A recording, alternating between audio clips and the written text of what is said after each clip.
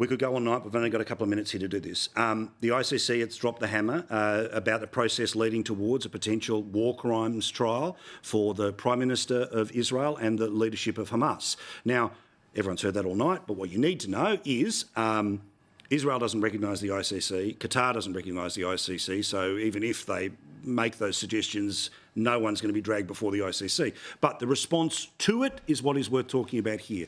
Hollie, Prime Minister today says, I can't talk about it because it's a court case, as if he was affecting a jury somewhere. Please. I know, like even sleepy Joe Biden managed to come out and say a couple of coherent sentences. I mean, you know, miracles do happen. I think there was 2 miracles today. The first one is Joe Biden managed a full sentence. But disgrace was Albanese and the way that he was incapable of actually taking a position. Obviously, Peter Dutton came out very strongly in support of Joe Biden. I mean, it is abhorrent to put Hamas and Benjamin Netanyahu on the same playing field. That is putting President Bush and bin Laden, that is putting Hitler and Churchill in the same sort of framework. It's absolutely disgraceful. And the ICC, it just...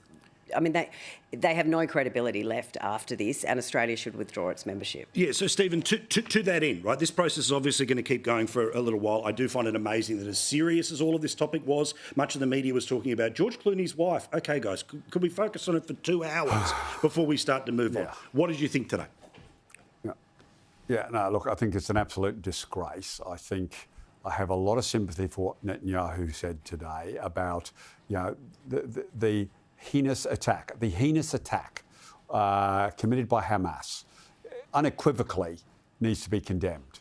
But Israel's right to self-defence cannot be put at risk by this ruling. It is a very simple.